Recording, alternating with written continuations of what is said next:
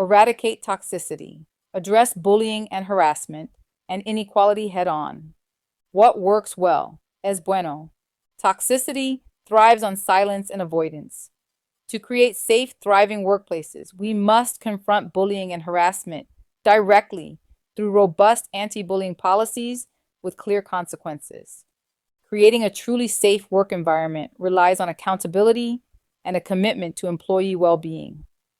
Leaders must proactively address issues, ensuring every team member feels valued and respected. Research consistently shows that psychological safety is the key to unlocking team performance and fostering creativity. Google's Project Aristotle revealed that when team members feel secure enough to voice their ideas and take risks, innovation flourishes, collaboration thrives, and productivity skyrockets. Organizations that actively root out toxic behavior send a clear message. No one is above the values of the organization. Psychologically safe environments lead to higher performance, lower conflict, and greater innovation. They empower employees to speak up and bring their full selves to work. Leticia Nieto's book, Beyond Inclusion, Beyond Empowerment, emphasizes understanding how privilege shapes workplace interactions and highlights the need to resist oppression actively. Organizations that prioritize psychological safety dismantle toxic behavior and cultivate environments where employees can grow without fear. This commitment enhances morale and productivity, fostering a culture of trust and safety. The evidence is clear. Addressing workplace toxicity and fostering psychological safety is essential. Organizations must recognize toxicity as a poison that destroys trust and productivity and stop hiding behind aspirational values. It's time to actively resist the systems of privilege and oppression that shape our interactions. Real-world experience. I've seen firsthand how a commitment to psychological safety and equality can transform even the most toxic environments into places of innovation and growth. On the other hand, when these issues are ignored, it sets off a downward spiral. Engagement plummets and turnover skyrockets. The longer these toxic behaviors go unchecked, the deeper the damage. Leticia Nieto's book transformed the way I viewed the dynamics of power, privilege, and oppression in the workplace. Nieto introduces the concept of the rank system, which highlights how societal structures of privilege and oppression unconsciously influence our behavior and interactions. The rank system doesn't just apply to obvious dynamics like race or gender, but to every part of our lives: class, education, even personality traits. The rank system explains so much of what I had experienced but could never quite articulate. In toxic workplaces, those in positions of higher rank, whether due to their title, background, or connections, often exercise their power in ways that suppress others, knowingly or unknowingly. Nieto's book also introduced me to practical tools for naming and confronting these dynamics, both in myself and others. Her analysis showed me that resisting oppression requires awareness from everyone involved. It's not just those who suffer under these systems who need to fight back. Those who benefit from these systems must also become aware of their privileges and actively work to dismantle them. This framework became critical in my approach to leadership and team building.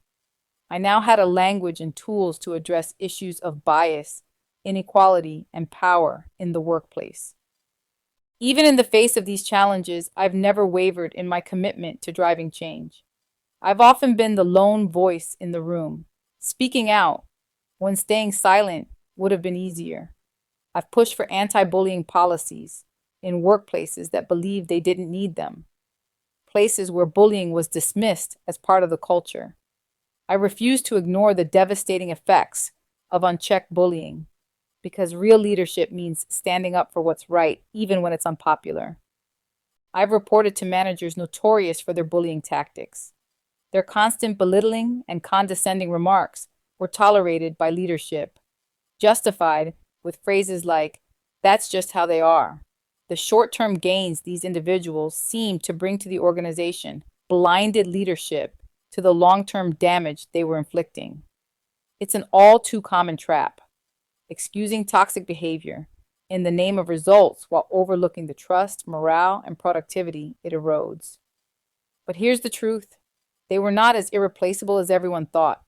Their bullying behavior resulted in high turnover within the team, and those who stayed were burned out, demoralized, and disengaged. The first time I learned that my male colleagues, some with less experience than me, were being paid significantly more, I was shocked but not surprised. When I brought this up with human resources, their response was the same old line, "We'll look into it." Months passed and nothing changed. It became clear that the company's talk of equity was just lip service. I realized then that the system wasn't built to protect people like me. This wasn't just about money, it was about respect. The wage gap I faced wasn't just a personal issue, it was part of a larger systemic problem. In one role, I was moved under a leader who met with all his other direct reports during lunch meetings that I was never invited to. The only thing different about me was I was the only person of color. His behavior frequently undermined my psychological safety, leading to a challenging work environment. I confided in a former manager who witnessed his hostile behavior toward me in larger meetings and understood the difficulties I was facing. This former manager, recognizing the impact of such behavior on team dynamics, handed me a copy of Robert Sutton's The No Asshole Rule, which emphasizes that, regardless of perceived skill or value, disruptive behavior can have far-reaching negative consequences. Sutton's research highlights how the damage caused by toxic individuals often outweighs any contributions they make. Toxic employees tend to cost organizations significantly more than their supposed value, and companies that fail to address these behaviors risk fostering a dysfunctional culture. This manager's gift of the no asshole rule was more than just a thoughtful gesture. It acknowledged the reality of the challenges I was dealing with and offered practical insights into cultivating a healthier workplace culture. One of the key takeaways from the book is the importance of establishing clear boundaries to prevent harmful behavior from becoming normalized. Without these boundaries, toxicity can spread, stifling both individual morale and overall productivity. Reflecting on this experience, I am reminded of Martin Luther King Jr.'s words about the dangers of inaction in the face of wrongdoing. My former manager's actions stood in contrast to the silence that often surrounds workplace challenges. His support was critical, especially in an environment where these behaviors were frequently overlooked. Although this manager had limited influence over the broader company culture, his recognition of my struggles was meaningful. Receiving this book wasn't just a symbolic act. It empowered me with strategies to navigate a difficult workplace. It reinforced the importance of creating organizational cultures where employees feel valued and supported. This situation was not an isolated one. I had encountered similar environments, especially during yet another restructuring or yet another reorganization, YAR, initiatives, where constant structural changes or bringing in toxic leaders tended to overshadow employee well-being. The acknowledgement of my challenges by this supportive manager emphasized the critical role that inclusive and supportive leadership plays in shaping a healthy team dynamic. These contrasting management styles made it clear that not all leadership approaches are conducive to a productive, positive atmosphere. Effective leadership fosters fairness, collaboration, and respect, while poor leadership creates discomfort and stress. The actions of my former manager highlighted the importance of addressing toxic behavior, no matter how small the steps might seem. Sutton's work emphasizes that toxic work environments harm individuals and hinder overall productivity. Left unchecked, harmful behaviors can have a ripple effect across an organization. The necessity of setting clear boundaries becomes evident, as allowing toxicity to persist only normalizes harmful conduct, making it difficult for anyone to thrive. The supportive actions of my former manager serve as a reminder that, even in challenging environments, small steps toward addressing negative behavior can make a significant difference. As I look back on my experiences, I realized that some of the most toxic environments I found myself in were not born out of malice, but ignorance and indifference, or worse, arrogance. I remember one meeting in my career, shortly after joining a new organization, when we were all asked to share our superpowers. Without hesitation, a peer proudly said, "My superpower is providing psychological safety." I was hit hard by that statement. The concept had been missing from so many spaces I had worked in, but here was someone who recognized its importance. That day was a turning point. I realized that I had been fostering psychological safety for years without having the formal language for it. I had been the leader who took time to listen, to encourage open dialogue, to make my team feel safe enough to be vulnerable. Yet I had also been the employee who knew what it was like to work in an environment devoid of psychological safety, where silence was survival and speaking up could come with consequences. I have been committed to addressing toxicity for many years, even at great personal cost. I've encountered tactics aimed at deflecting responsibility, turning the blame onto victims while those responsible walks away unscathed. In some meetings, leadership seemed more inclined to ignore issues than confront the discomfort of holding individuals accountable for their actions. Time and again, victims were advised to resolve their conflicts independently, as if bullying were merely a petty dispute to be settled quietly. The impact of such environments is significant. I've seen individuals struggle, physically and mentally, under the weight of toxic workplaces. I have been one of those people. Symptoms like chronic headaches and workplace anxiety are not just part of the job. This is the harm caused when individuals are left to endure bullying without support. It wears them down, undermines their confidence, and leaves lasting scars. What's even more disheartening is the silence, the tendency of leaders and human resources to overlook these issues, often due to discomfort with addressing them directly. The lessons from my experiences and the research are clear. Toxicity is not inevitable. It is the product of choices made by individuals and organizations. Choices to ignore, dismiss, or excuse harmful behaviors in the name of short-term gain or comfort.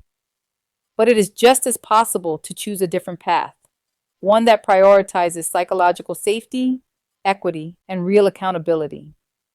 Organizations that thrive are those that see toxicity for what it is, a poison that, if left unchecked, will destroy trust, morale, and productivity.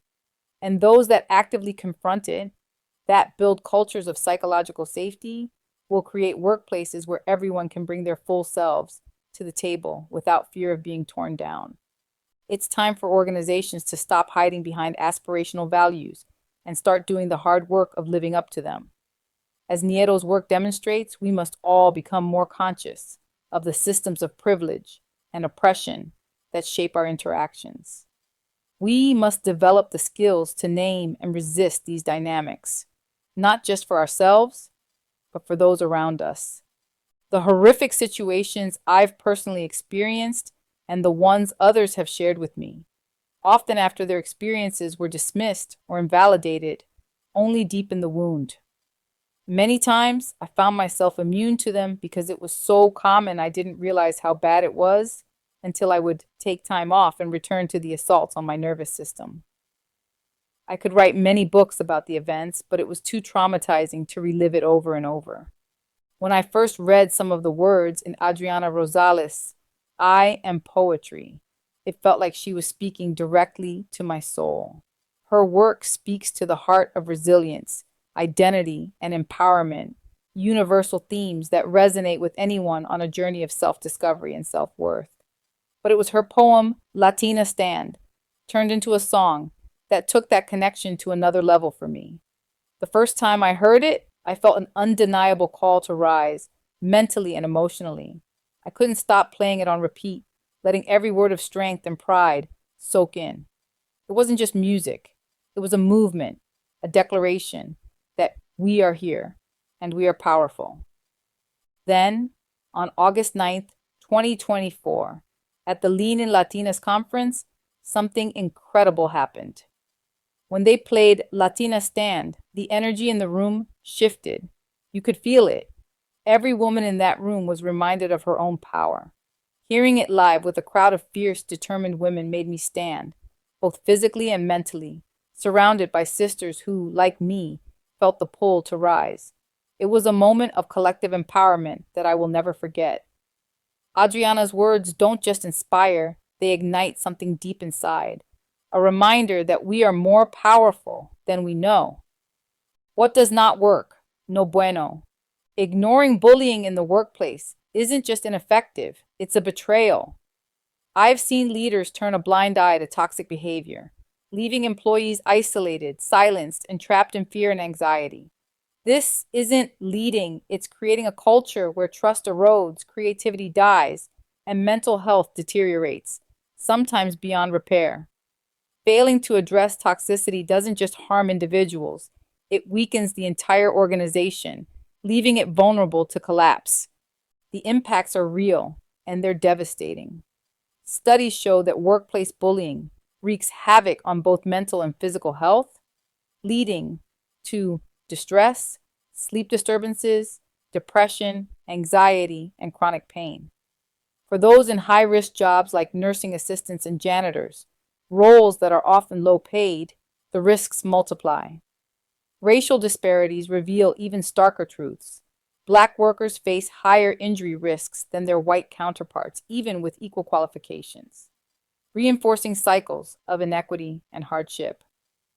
When fairness is absent, people disengage and turnover soars.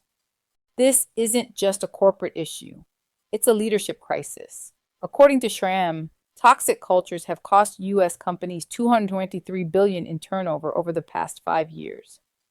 1 in 5 Americans has left a job due to toxic culture, with 58% of those who quit citing their managers as the primary reason. Managers set the tone. They're the heartbeat of the team. And when they look away from toxicity, they become accomplices. As Albert Einstein warned, the world is a dangerous place, not because of those who do evil, but because of those who look on and do nothing. Dr. Martin Luther King Jr. echoed this truth. In the end, we will remember not the words of our enemies, but the silence of our friends. When leaders allow toxicity to thrive unchecked, they're saying, "This is fine, we'll accept this." I've witnessed the toll of that acceptance, watching talented people shrink, staying silent to survive, while their potential is crushed under the weight of indifference. This isn't just about dollars and cents, it's about human dignity.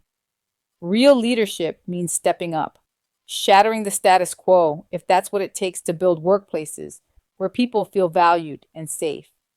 Studies confirm that replacing a single toxic worker can save companies nearly double the cost of hiring a high performer. The data speaks, but so do our people. This is about building environments where respect and fairness aren't just words, they're ways of being. Toxicity is a virus.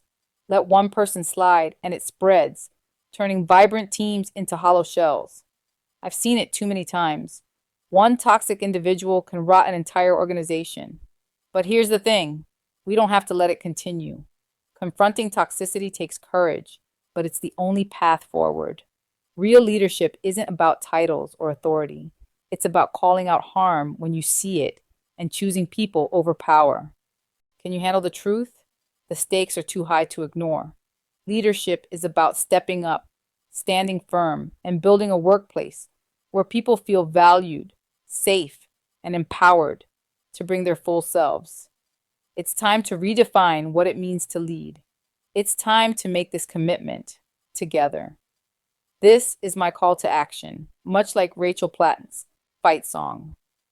In the fight against bullying, reclaiming our voice and standing up for ourselves is everything. Just like Latina Stan, Fight Song is about reclaiming our power, finding our voice, and refusing to back down. Both songs resonate with the fight to reclaim not just our workplaces, but our mental and emotional health. We all have our own fight song, and it's time we start singing it. Each of us has the power to confront toxicity, to reclaim our voices, and to build workplaces where people feel safe, respected, and valued. The real question is, will we have the courage to use that power for good? Or will we stand by and let harm persist? This concludes Chapter 28. Please proceed to Chapter 29. Prevent burnout. Support balanced workload management.